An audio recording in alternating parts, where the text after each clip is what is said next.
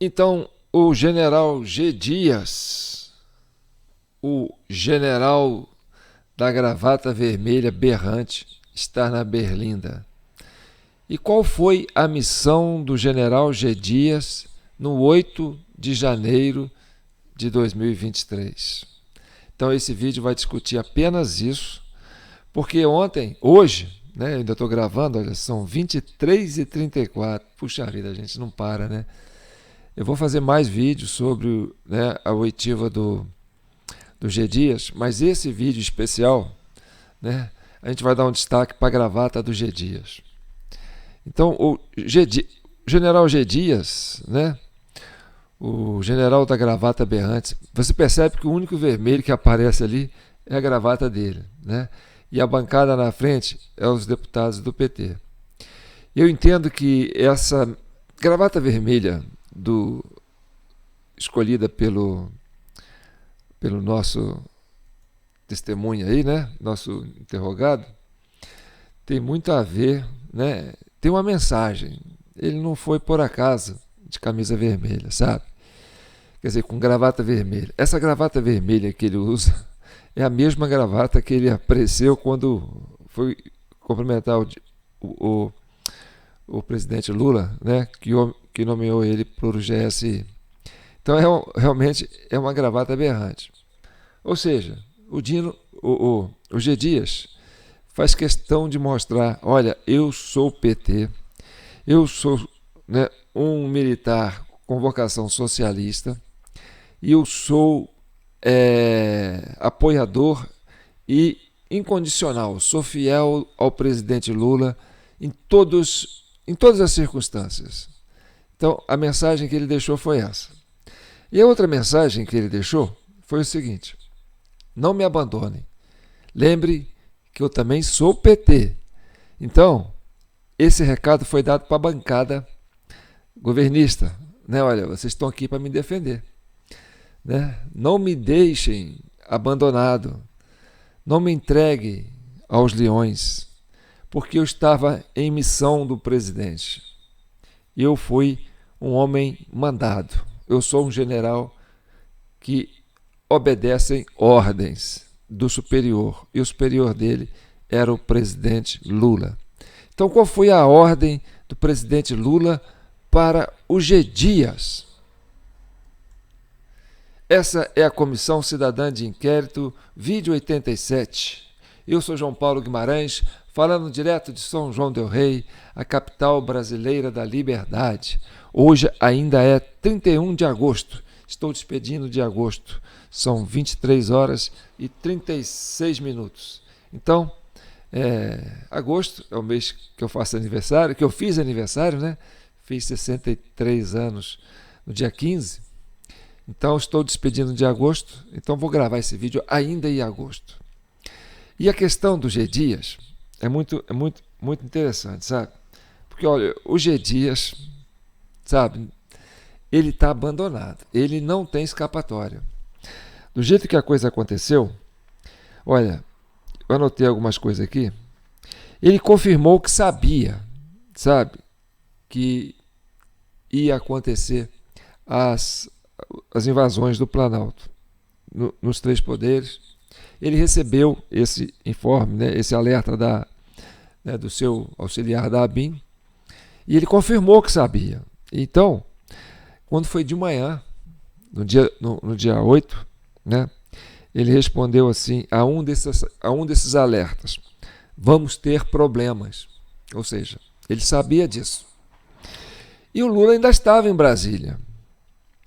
E quando a turba que eles falam, né, começou a descer, por volta de 1h30, perto de 2 horas, que era a turma que trazia, que nós entendemos que foram os infiltrados que puxaram, né, a turba, chegaram mais cedo, o Lula pegou um avião e foi para Araraquara. Araraquara, né?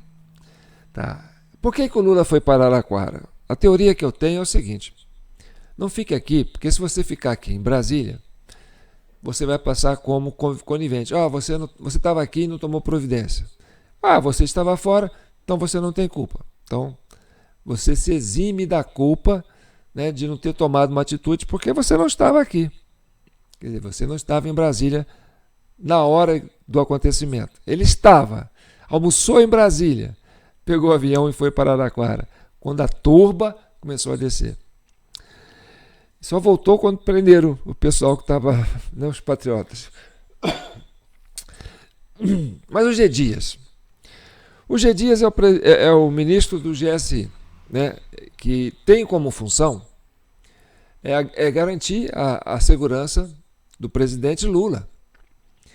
Então, se o Lula estava fazendo uma viagem de emergência, né, não seria interessante o G. Dias ir com ele e falar: eu vou com você. Porque se eu for com você, eu não vou estar em Brasília, eu também me isento de culpa. De uma certa forma, né?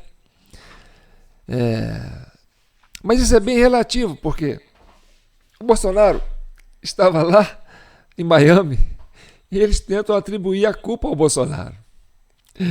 Então vamos deixar isso para lá e vamos entrar na questão. Por que o G. Dias não foi com o Lula para Araraquara e ficou, né? Então ele foi para o Planalto mais cedo, né? Quando estourou por volta antes das 3 horas. Eu acho que foi isso que ele falou. Mas aí no próximo vídeo a gente confirma. Só sei que ele chegou cedo. Ainda estava, né? Ele entrou no prédio dele. E aí, olha que curioso. Vamos imaginar o seguinte. Tem uma turma que não gosta do Lula. A oposição. Que eles chamam de bolsonaristas radicais. Tá bom. Então os bolsonaristas foram para cima dos prédios dos 3 poderes. Então atacaram o Supremo, atacaram o Congresso, atacaram o Planalto e pouparam a sala do presidente Lula. Mas peraí, se o alvo da oposição seria dar um golpe, seria, né, tirar o presidente do poder, então eles tinham que ocupar a sala do presidente. E a sala do presidente foi poupada. Né? E vamos descobrir agora por que a sala do presidente foi poupada. E aí eu vou trazer aqui um recorte do deputado Rubens Pereira Júnior, do PT do Maranhão. Toda vez que eu assisto esse deputado falando, eu lembro do personagem da Praça é Nossa, mas é igualzinho, o jeitinho dele falar, o tom de voz, a expressão, sabe, a carinha dele. Então não tem como eu não lembrar desse personagem da Praça é Nossa. E ele também costuma ser engraçado nas falas dele. Então eu vou pegar esse trecho e vocês vão descobrir por que o general G. Dias ficou em Brasília e não viajou com o presidente para proteger o presidente lá em Araraquara. Vamos ver o que ele fala. O senhor chegou ao Palácio do Planalto, desarmado. E o senhor foi uma das poucas testemunhas oculares de quem estava lá. E eu pergunto ao senhor, aquelas pessoas que estavam dentro do palácio, elas conheciam o palácio e tentaram invadir o gabinete presidencial? Ou era gente que desconhecia e estava passeando dentro do Palácio do Planalto? Deputado, teve as duas coisas. Teve pessoas que entraram para passear, mas a maioria era para depredar. E entrar na parte principal, que era o coração do Palácio Planalto, que é a sala do presidente da República. A oposição vai se incomodar, mas eu vou falar. O senhor conseguiu evitar que invadissem o coração do Palácio do Planalto. Infelizmente, o Senado Federal não conseguiu. O plenário do Senado foi invadido. Infelizmente, o Supremo Tribunal Federal não conseguiu. O plenário do Supremo foi invadido. A Câmara conseguiu, preservou-se o plenário. E o senhor conseguiu preservar o coração do Palácio. Se o senhor não tivesse vindo, pessoalmente, enfrentado, isso não teria sido possível. Entendeu agora? Por que o G. Dias não viajou com o presidente Lula? E por que ele foi para o Planalto na hora que começou o trabalho de vandalismo? Então ficou muito claro para vocês. A missão do G. Dias era proteger a sala do presidente Lula. E aí, ele interagiu com aqueles infiltrados, que eles chamam de infiltrados, que estavam lá ainda, porque ainda não tinha, os patriotas de verdade ainda não tinham chegado. E aí, ele foi lá com essa missão. Então, na teoria que a gente constrói, que foi tudo uma armação do governo para incriminar, né, o pessoal do QG, para poder intimidar esse pessoal e prender eles. Então, se foi sim uma armação, o Lula, como é vaidoso, ele falou assim, ó, deixa quebrar tudo, mas não quebrem a minha sala, por favor. G. Dias, vai lá e protege a minha sala. O G. Dias foi, estava lá, protegendo a sala dele, do presidente Lula. Nada aconteceu na sala do presidente Lula. O resto foi tudo quebrado. Todos os lugares eles entraram e quebraram. E aí tem uma participação do Magno Malta, que foi excelente. Quando perguntaram para o G. Dias, falou assim, G. Dias, por que você tratou bem esse pessoal que estava lá, né? Você estava tirando eles dali, olha, conduzindo eles assim, com maior calma, sabe? Você não estava tenso, você estava tranquilo, entendeu? Então, se eram pessoas perigosas que estavam ali querendo tomar o poder, você, como membro do governo Lula, o general dos Dias, era para você ter sido hostilizado. E era para, pelo menos, né, você estar numa situação de confronto. Mas não. Você agiu com a maior naturalidade, como se fosse realmente um zelador do prédio, dando atenção para aquelas pessoas que entraram ali. E aí ele falou assim, não, eu estava encaminhando as pessoas para o segundo andar, porque lá no segundo andar é que eu mandei prender todo mundo. Eu estava conduzindo os vândalos, né, para o segundo andar, mostrando para ele, ó, vocês vão para o segundo andar, porque lá que foi preso. Aí o Magno Malta falou assim, olha, nenhuma daquelas pessoas que você interagiu ali foram presas. Porque eu visitei todas as pessoas que estavam presas. Eu procurei ver cada um. E eu peguei a fisionomia dessas pessoas que você estava conduzindo lá no Planalto, e elas não estavam lá, elas não foram presas. Então, na verdade, ele estava conduzindo as pessoas infiltradas, né? Ó, vocês vão quebrar outro lugar, menos a sala do presidente. Eu estou aqui para não deixar quebrar a sala do presidente, porque ele não estava ali para provocar o plano escudo. Isso foi provado, que ele não estava ali para provocar o plano escudo. Então tá. Então, eu vou falar mais uns detalhes que aconteceu, que tem a fala, né, que ele foi muito explorada nessa sessão, que foi a fala do Lula. O Lula falou assim, alguém abriu a porta, né, quando ele reuniu os governadores para fazer aquela celeuma dele, ele falou assim, alguém abriu a porta do Planalto, porque não houve arrombamento. Quer dizer, foi de dentro para fora. Quem abriu a porta? Né? Então, eu vou explicar para vocês por que foi de dentro para fora. Por que teve que abrir a porta? Porque, presta atenção, quando a turba estava vindo os infiltrados puxando alguns desavisados que eram realmente patriotas, tá certo? Se esses patriotas entrassem para depredar o prédio, para arrebentar a porta na hora, de cara eles iam ter problemas com os patriotas de verdade. A hora que os infiltrados começassem a agir de forma violenta, eles iam ter problema com os patriotas. Com certeza. Até a gente mostrou isso, né? Que quando eles chegaram, os patriotas chegaram, eles começaram a imobilizar infiltrados, né? Começaram a tentar impedir, não, quebra isso e pai e tal. Então, sabendo disso, abre-se a porta, entram só os infiltrados e faz a zona lá dentro. Quebra tudo. O G. Dias foi lá e falou, não, menos a sala do presidente. E aí, meu amigo, quebra tudo. E aparecem cenas, vocês podem ver nos meus vídeos anteriores, que o rapaz pega os extintores de incêndio, para quê?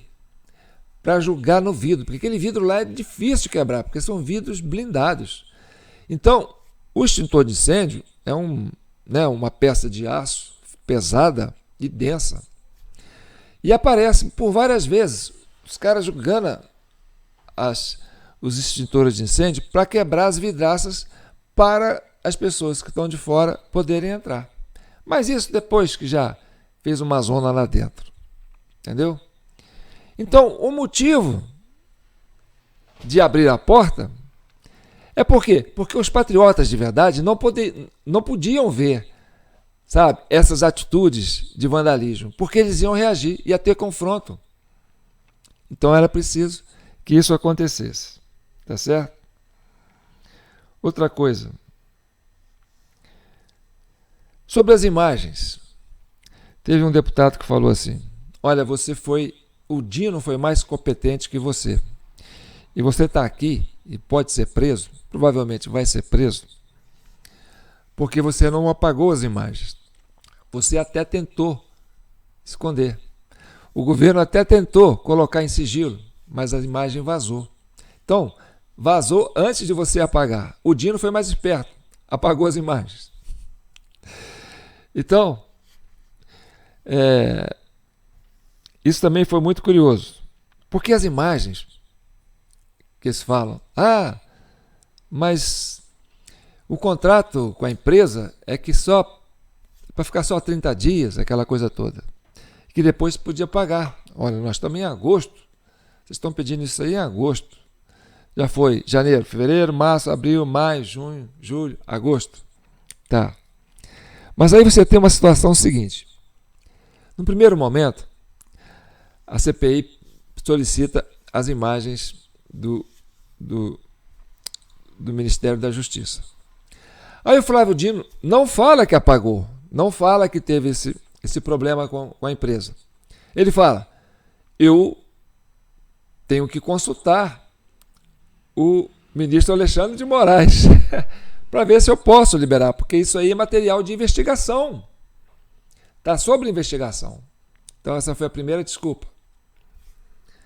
Aí o pessoal insistiu, não, tem que liberar.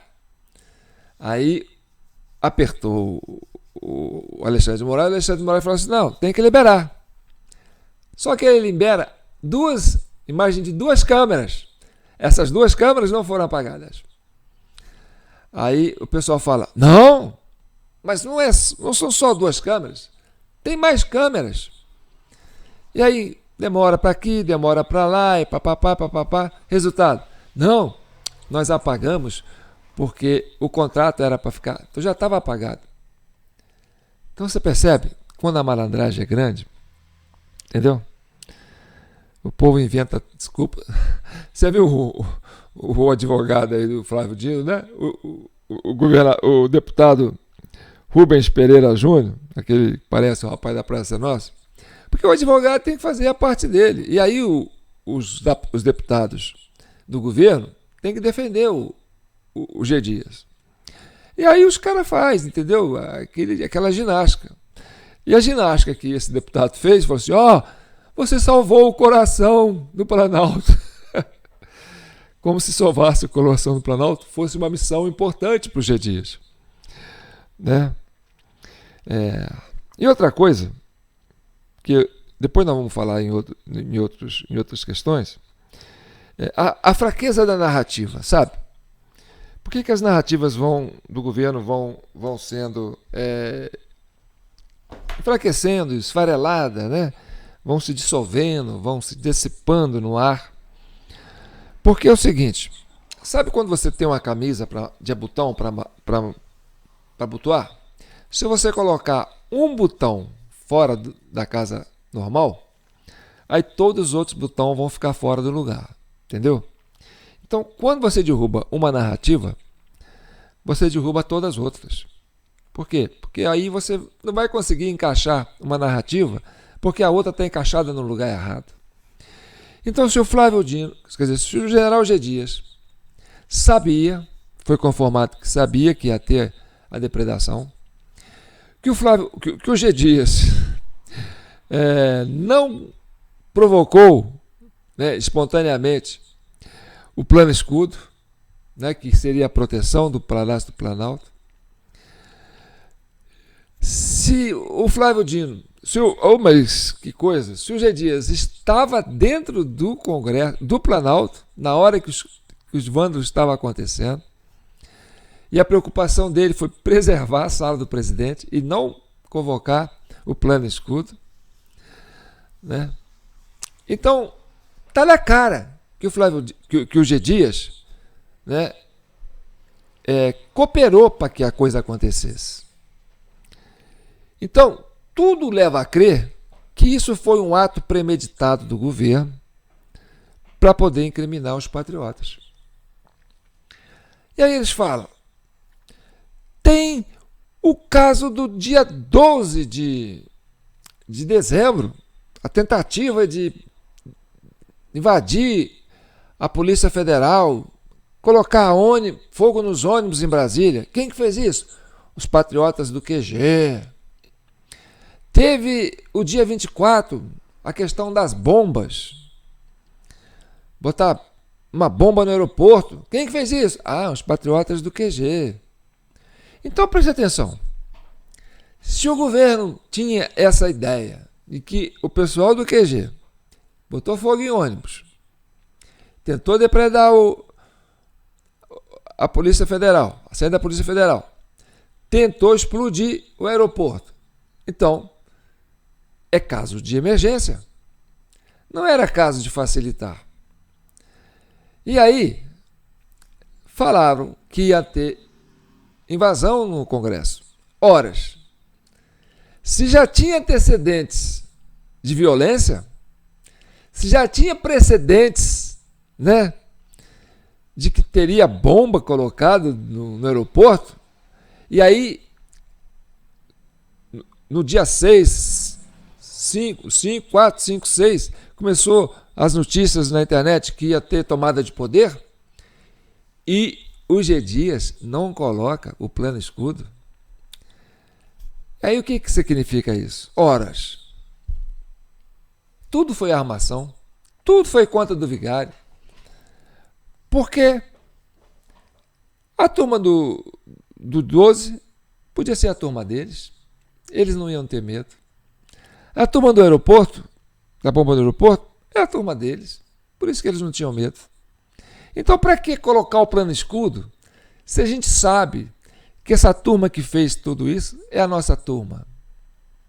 Então, a nossa turma é a nossa turma. Deixa invadir. Né? E aí, tentam colocar a culpa na polícia militar.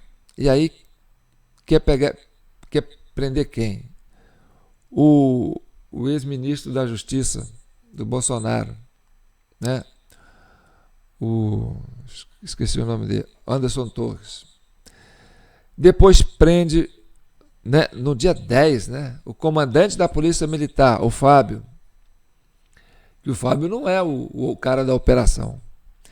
E o homem responsável por colocar as tropas, né, sobre aviso, ou seja, em casa, que era o subcomandante Kleptor, foi premiado com o comando. Passou para ele o comando. Quem passou? O Ricardo Capelli. Então, o Ricardo Capelli premiou justamente aquele que fez, né, a facilitação, que trabalhou para a facilitação, que contribuiu para a facilitação. Então, essa narrativa de dizer que o pessoal do Planalto tentou invadir, tentou dar um golpe. Aí fica a pergunta que ficou lá, né? Se o golpe tivesse dado certo, quem ia assumir o poder? Perguntaram isso para o G. Dias. O Dias não respondeu. Falou, não vou responder. Porque como é que vai dar certo um golpe desse? Fala sério. Como é que o pessoal vai sair do QG enrolado numa bandeira do Brasil? Umas senhoras, idosos, com Bíblia, criança, sem nada. Como é que eles iam tomar o poder? E quem ia ser o presidente? Eles iam entrar no Congresso. Bem, tomamos o poder, agora nós vamos assumir. Quem vai ser o presidente? Quem vai ser o homem? Não tinha liderança. Então, é a narrativa mais esdrúxula, sabe? É uma história criada, sabe? O pessoal passou o Réveillon fumando baseado estragado. E aí criou isso na cabeça deles. Vamos fazer um lance desse aí para poder repetir o Capitólio.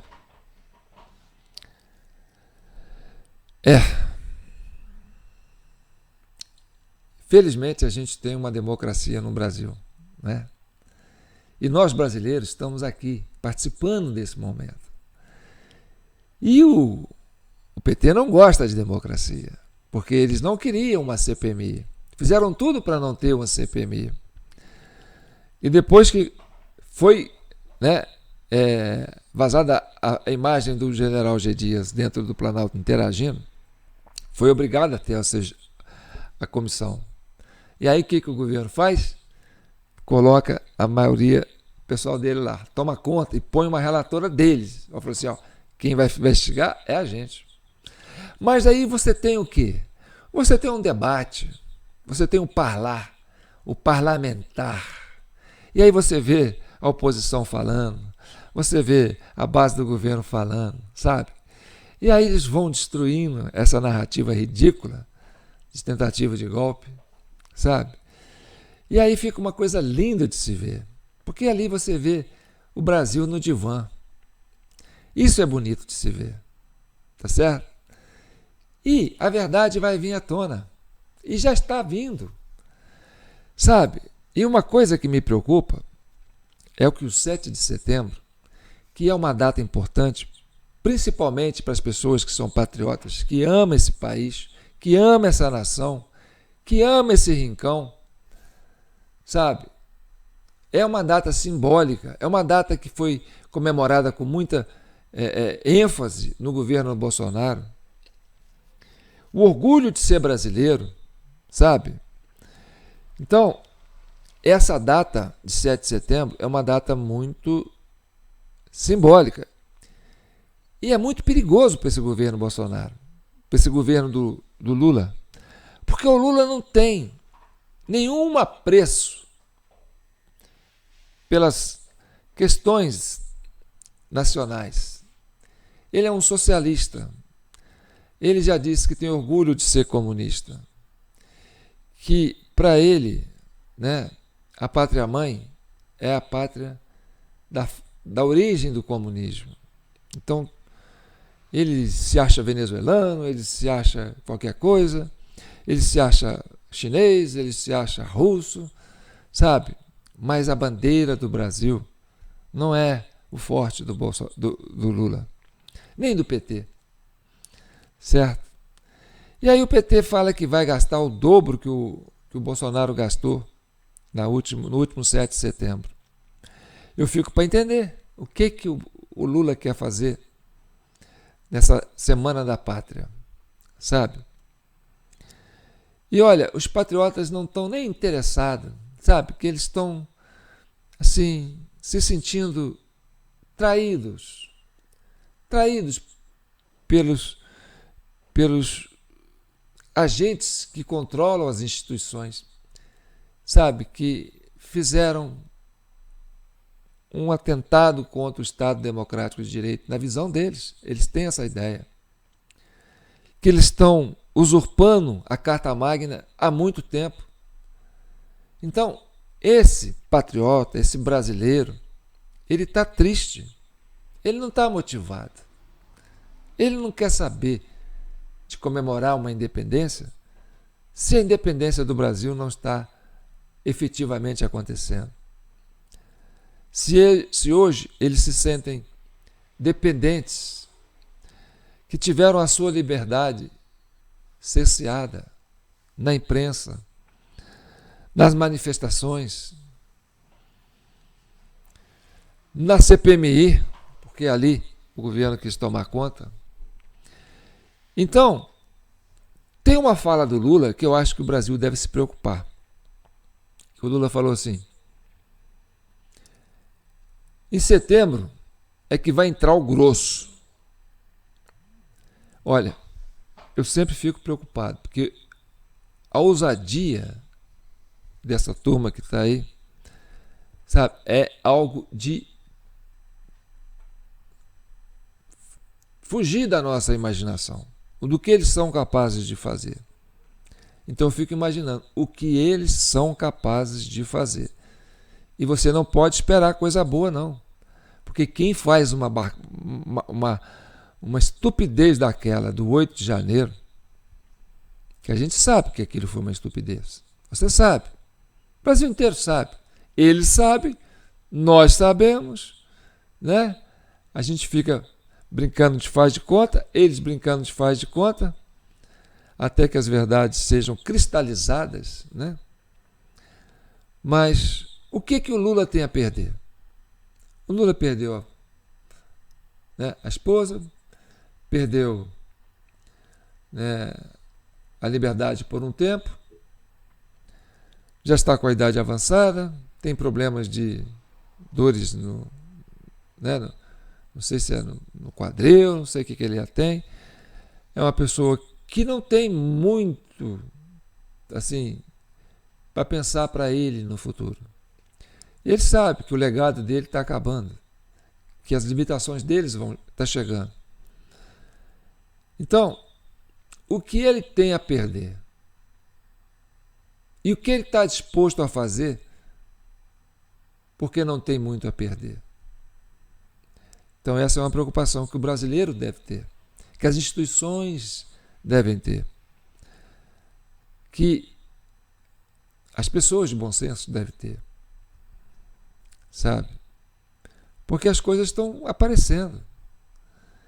E olha, se ficar comprovado realmente que o governo armou para cima, se isso foi tudo uma coisa premeditada, olha o tamanho do escândalo, olha o tamanho da aberração, olha o tamanho do ridículo. Então, para se chegar a esse ponto de ficar no ridículo, e se já fizeram o que fizeram, é igual você acuar uma fera no canto da parede. É uma fera. Não é um animal doméstico. Então, meu amigo, uma fera acuada na parede, no canto da parede, é um perigo. E aí eu rezo a Deus e conclamo que o manto de Nossa Senhora abençoe esse Brasil e proteja todas as famílias de bem desse país. Vocês que querem um Brasil sério, um país abençoado. Eu acredito em Deus e acredito muito no poder da mãe dele. E que o manto da mãe dele cubram esse Brasil. E com isso, eu vou me despedindo aqui. Eu sou João Paulo Guimarães, falando direto de São João del Rei, a capital brasileira da liberdade. Está em setembro. Quando entrar setembro, agora são 0h08, 8 minutos de setembro, tá bom? Tá aí a nossa chave Pix, se vocês quiserem contribuir com a gente, qualquer valor, gente. A gente não morreu aqui, a gente vai continuar trabalhando, porque democracia é isso, sabe? É parlamentar, é parlar, é acompanhar os trabalhos do parlamento, é debater sobre o que eles debatem, é interagir, é contribuir com isso. Um abraço.